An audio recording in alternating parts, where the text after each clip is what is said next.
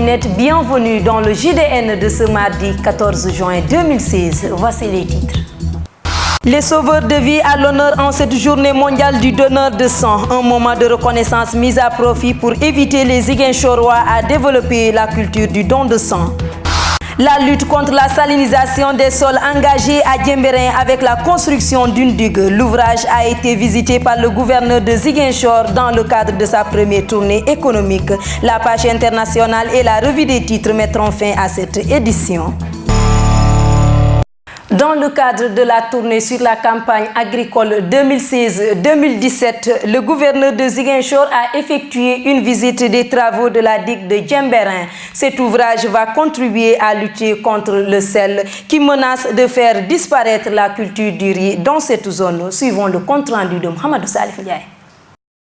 L'avancée de la langue salée devient de plus en plus inquiétante. Conséquence, des hectares de rizières deviennent incultivables et mettant ainsi en péril une vieille tradition de culture rizicole dans le Kassa en Basse-Casamance. Pour pallier à ce phénomène, une digue anti-sel est en phase de construction à Djembérin. Aujourd'hui, nous sommes là sur le site de la réalisation de la digue de Djembérin. C'est une digue qui polarise à peu près 500 hectares de terre riziculturable. Vous savez, à l'époque, quand le fleuve Casamance avait son caractère normal, quand il n'était pas inversé, parce qu'aujourd'hui, son estuaire est renversé, étant donné la raréfaction des pluies, étant donné également le réchauffement climatique. Aujourd'hui, au lieu que le fleuve vienne irriguer en eau douce les rizières, c'est plutôt le contraire, parce que l'eau du fleuve est tout à fait saumâtre, elle est tout à fait sursalée. Voilà pourquoi, avant la réalisation de la digue, malheureusement, l'ensemble des rizières de Djembérin étaient donc salinisées par l'intrusion marine, l'intrusion de l'eau du fleuve. Aujourd'hui, avec la réalisation de cette digue-là, même si elle ne va pas tenir beaucoup, étant donné le matériau qu'on a pu justement solliciter pour la réhabiliter, les populations seront soulagées. Les producteurs de riz n'ont pas manqué de souligner au gouverneur de Ziguinchor cette avancée du sel qui menace de faire disparaître leurs rizières qui s'étendent de la vallée jusqu'à la pointe Saint-Georges. La journée mondiale du donneur de sang est célébrée ce 14 juin 2016. À Ziguinchor, l'occasion a été saisie par le groupe Média du Sud pour faire la situation de la banque de sang de l'hôpital régional, mais également pour tenter de savoir si les Ziguinchorois ont la culture du don de sang. Reportage signé à Suzanne Tautine. Le sang, il ne s'achète pas, il ne se fabrique pas. Le sang sécurisé permet de sauver des vies et d'améliorer la santé aux femmes présentant des complications de la grossesse, aux patients souffrant d'anémie grave, aux gens présentant un traumatisme grave suite à une catastrophe, sans compter les nombreux patients des services de chirurgie et de cancérologie. La journée du donneur était l'occasion pour Dr Kanté, responsable de la banque de sang, de revenir sur l'importance et la particularité de cette édition qui coïncide avec le Ramadan. La raison fondamentale donc c'est remercier les donneurs, en fait de les fidéliser. C'est que malheureusement on n'a pu recenser qu'une vingtaine, parce que pour avoir le diplôme il faut faire au moins 10 dons, 10 dons pour les hommes et 5 dons pour les femmes. À l'occasion donc de cette journée, donc on a invité les donneurs pour leur remettre le diplôme. En même temps, on en a profité, puisqu'on est au mois de Ramadan. Donc, on a lancé un appel au niveau des églises, principalement au niveau de l'église de Lignan, donc aux fidèles chrétiens pour qu'ils viennent donner. On a eu 16. En termes de fréquence et de quantité, la région de Ziguinchor est déficitaire, car pour chaque 1000 habitants, l'OMS prévoit 10 donneurs. L'appel est donc lancé aux Ziguinchorois pour qu'ils aient davantage la culture du don de sang. La population de Ziguinchor, ils ont la culture, mais malheureusement c'est insuffisant. Parce que si on regarde par exemple en 2015, donc on a eu à faire 2200 dons. Alors que selon les normes, donc on devait avoir au moins 5500. Donc on a fait la moitié. Parce que selon les normes de l'OMS, donc il faut donc 10 dons pour 1000 habitants. Ou bien 1% de la population. Sur la population de Ziguinchor, c'est 550 000. Pour son 55e don, Michel Manga, donneur, invite plus à sauver des vies. J'ai commencé à donner mon sang depuis 1996. Jusqu'à aujourd'hui, j'ai fait 55e don. C'est mon 55e don aujourd'hui. Pour là, donc, je fais appel à tout le monde, à toute la population de la Casamance de venir donner son sang dès qu'il le faut. Surtout que je suis un donneur universel. Voilà pour raison pour laquelle à chaque fois qu'il y a besoin à l'hôpital, on nous fait appel. Le sang est le don le plus précieux que l'on puisse faire à autrui.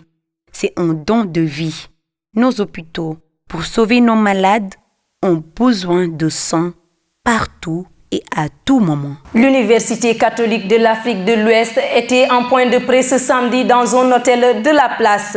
Le but de cette rencontre est de revoir la structuration de l'UCAO, mais aussi de se rendre compte de l'état d'avancement des travaux à Koubalan. Binta Diatta. Le rectorat de l'Université catholique de l'Afrique de l'Ouest, comme de coutume, était en tournée dans la sous-région. Après la Côte d'Ivoire, le Togo, c'est l'UCAO de Ziguinchor qui a ouvert ses portes à la délégation, qui a visité le site de Koubalan, qui est à 18 km de Ziguinchor. Il a également été question de voir la structuration de l'institution, mais aussi d'identifier les difficultés qu'elle fait face. Cette équipe est en visite à Ziguinchor pour voir un peu comment l'unité universitaire à Ziguinchor UCAO fonctionne, quelles sont ses difficultés aujourd'hui. Et cette visite va permettre donc à l'équipe de s'immerger dans la réalité donc de l'unité universitaire à Ziguinchor.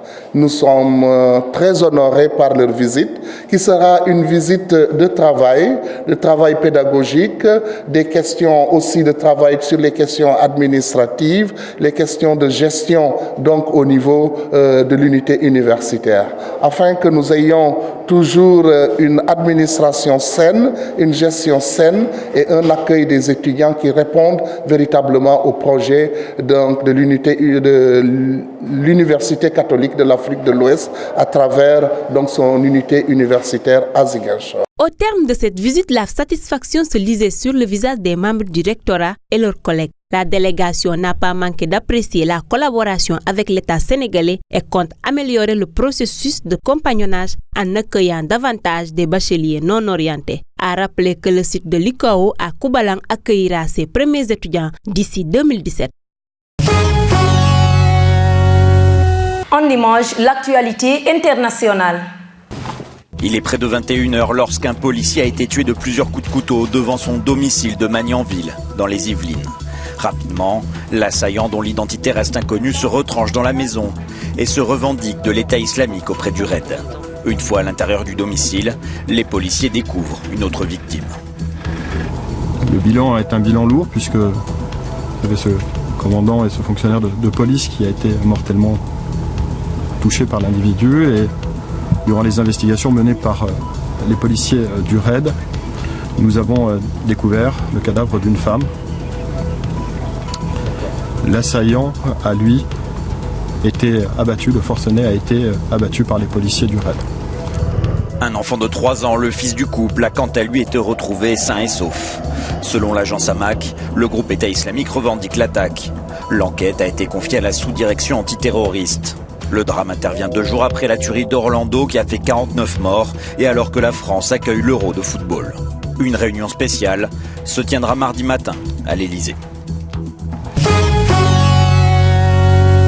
De 48 heures après l'attaque, le quartier autour de la discothèque est toujours barré par la police.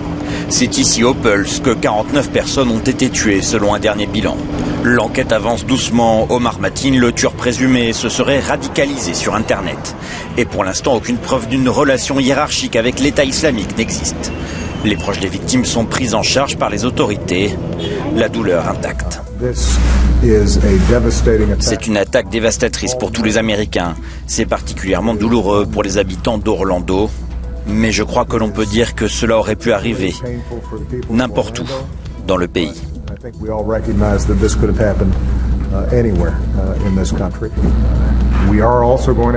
Nous devons aussi clairement réfléchir au niveau de risque que nous sommes prêts à prendre en ayant une politique si laxiste qui permet aux gens d'acheter des armes très puissantes.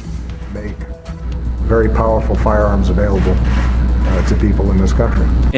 Lors de l'attaque, Omar Mateen était équipé d'un fusil d'assaut qu'il avait lui-même acheté. Après une minute de silence, respectée par la Chambre des représentants lundi, la question du contrôle des armes à feu devrait donc rapidement diviser le Congrès américain.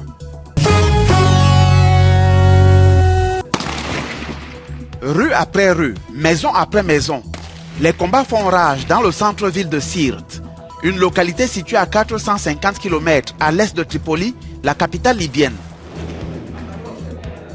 Les forces loyales au gouvernement d'union nationale tentent de déloger les derniers combattants de l'État islamique. Participent à cette opération près de 2000 combattants des milices armées, les gardes des installations pétrolières ainsi que quelques unités de l'armée libyenne. Principale difficulté dans cette bataille, les loyalistes ignorent le nombre de djihadistes encore présents dans la ville.